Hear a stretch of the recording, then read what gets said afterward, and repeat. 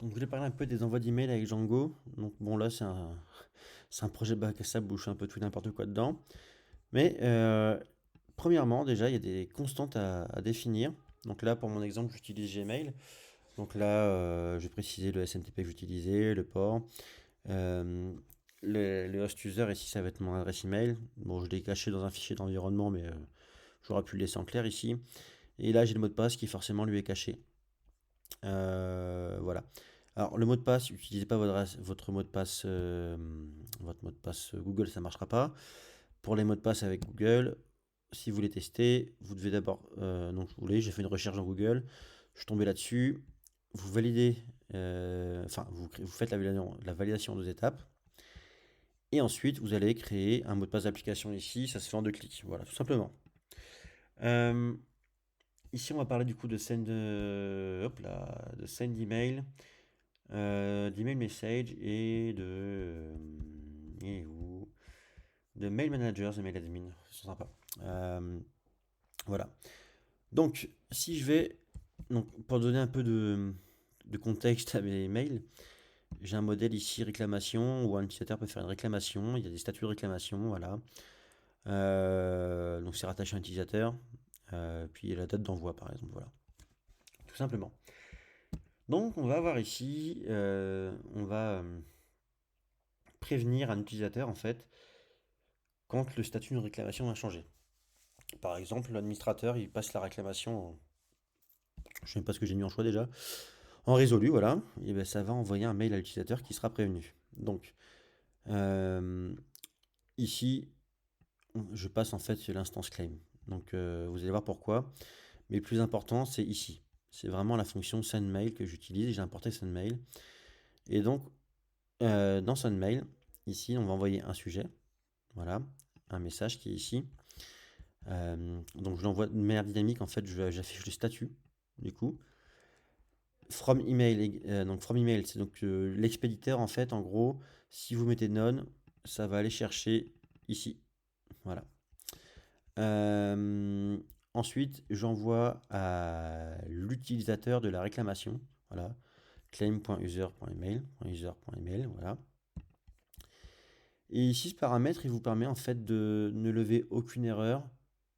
C'est une erreur SMTP exception, c'est ça. Ça vous permet de, si vous mettez à false en fait, enfin si vous mettez rien, donc par défaut elle est à false, ou s'il y a une erreur SMTP, du coup elle va être levée, ça va s'arrêter, quoi, le programme va s'arrêter.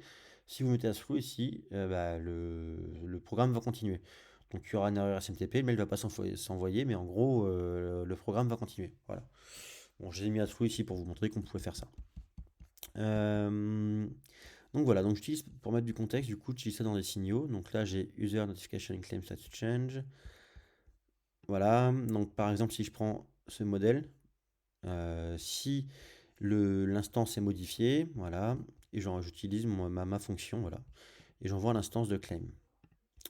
Voilà pourquoi j'ai fait ça. Et je récupère le statut ici et j'envoie un mail, je fais un send email, tout simplement. Sachant, alors, il faut savoir qu'avec send email, si je vous retrouve là, on va aller là. Send email, vous pouvez envoyer un message en mode chaîne de caractères, vous pouvez aussi envoyer un message HTML. Euh, donc, il est où? Voilà. Et donc, si vous utilisez, donc si vous envoyez un message en chaîne de caractères et que vous utilisez en plus du HTML, ça va être le client mail en fait qui va recevoir, qui lui va, bon, maintenant tous les clients de manière moderne en général, ils vont prendre le HTML, mais sinon, s'ils font pas ça, ils vont aller prendre le message qui est ici, en gros, voilà. Donc, send email, c'est le moyen le plus simple pour envoyer des mails, mais qui est déjà complet, voilà. Donc, j'aime beaucoup le send email, moi j'aime bien utiliser ça. Ensuite, j'utilise le mail manager ou mail admin, par exemple. Donc, mail manager, donc là, par exemple, vous allez envoyer un mail. On va voir l'exemple, ce sera plus simple. Mail manager ici. Donc, si un utilisateur il va créer une réclamation, voilà. Bon, je vais récupérer son username, je vais mettre la description, donc le texte de la réclamation, quand est-ce qu'il est envoyé, le statut forcément du coup ça va être le statut de base, hein, je sais plus, j'ai mis en attente ou je sais plus quoi, en attente, voilà. Et donc j'envoie un mail managers avec le sujet, le message, et pareil, ici c'est on lève pas l'erreur s'il y a un problème SMTP. Euh, Mail Manager, du coup, en fait, ça va m'envoyer des mails. Ici, je ne spécifie pas de personnes à qui j'envoie des mails, parce que là, ce que je vais faire, c'est que ça va chercher dans les settings. J'ai défini une liste de tuples, donc pour en avoir plusieurs, et ça va aller envoyer des mails à toutes les personnes qui sont ici.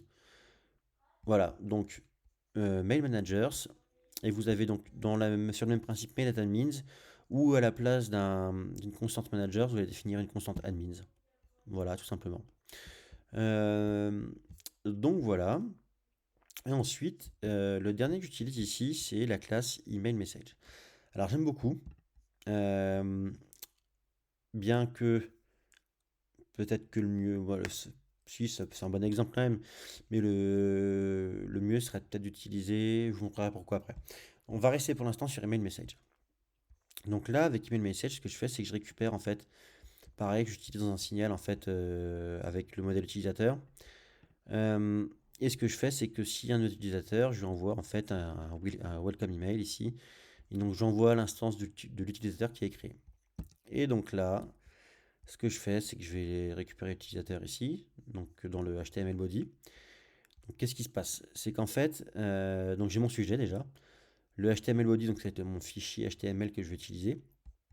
Donc je vais faire un render to string. Je vais récupérer le template HTML et je lui passe un contexte. Et c'est ce ici, j'envoie le contexte. Voilà. J'ai mis du HTML simple, c'est pour l'exemple, hein. Je suis là.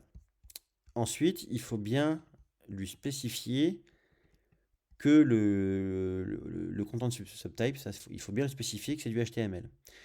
Et ce que je voulais montrer aussi, c'est que en fait avec la classe email message, c'est qu'après on peut manipuler un objet comme ça. On va manipuler du coup notre instance email et on va pouvoir dire, eh ben, on va attacher un fichier, donc une pièce jointe. Donc là oui, effectivement, j'ai fait n'importe quoi encore. Je l'ai mis ici, mais c'est pas grave, ça marche quand même. Euh, c'est mon projet Django, comment dire, test, hein. Donc j'ai mis en fait le fichier PDF à l'arrache comme ça dans l'application account. Mais bon, c'est pour l'exemple, ça marche bien. Voilà, il n'y a pas de problème. C'est juste que c'est pas propre, quoi. Mais c'est pas grave, c'est pour l'exemple. Donc voilà, donc le fichier PDF va être envoyé du coup quand vous allez envoyer le mail. Euh, Bien sûr, ici le but aussi c'est de pouvoir récupérer dynamiquement en fait des fichiers de médias par exemple par rapport à des instances de modèles, hein. Donc on va dynamiquement récupérer en fait des fichiers. Et ensuite, on va envoyer le mail, donc avec le template HTML, la pièce jointe ici. On va l'envoyer ici avec send, la méthode send. Et encore une fois, pour vous montrer qu'il est ici aussi, on peut envoyer ces petits files silently. On peut le passer à slew si on veut aussi ici. Voilà. Donc voilà, juste je voulais regarder. Donc il y a email message.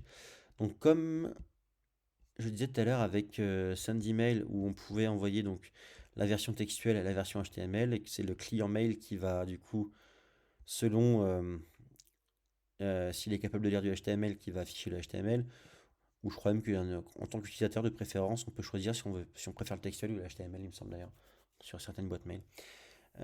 Donc qui va afficher en fait soit ça soit ça.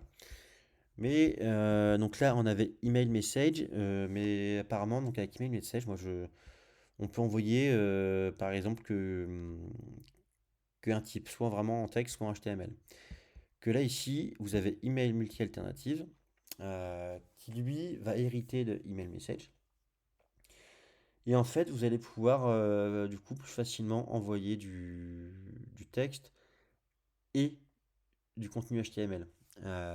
Que moi, avec email message, là, je pouvais envoyer que du contenu HTML dans ce que je faisais. Mince, hop, je suis allé trop loin.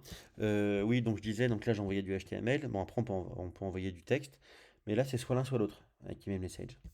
Donc c'est ça, ça que je voulais dire. Donc avec email multi-alternative, il y a un bon exemple là, c'est que on va envoyer donc le texte, le HTML. Donc on va avoir on va instancier avec le sujet, le texte, et on va avoir une alternative en fait qui va être le contenu HTML. Et donc c'est un peu comme ce qu'on faisait tout à l'heure quand on regardait le send email. qui est là, c'est que du coup, on peut envoyer ici voilà, du texte en format texte et du HTML. Mais sauf qu'avec ici, on peut plus personnaliser avec une classe comme ça, avec une classe email, parce qu'après, vous pouvez manipuler votre objet, quoi. Voilà. Donc voilà un petit peu pour l'envoi d'email avec Django. Euh, donc moi oui, ça c'est pas plus complexe, mais c'est juste que j'utilise en fait dans des fonctions. Comme ça en fait, ça me permet en fait d'envoyer du contenu dynamiquement. C'est vraiment juste pour un exemple, hein. C'est pas une vraie application. C'était pour l'exemple, c'est pour vous montrer que moi par exemple, j'allais chercher en fait des informations sur des réclamations que j'envoyais directement dans les mails en fait, en contexte. Voilà.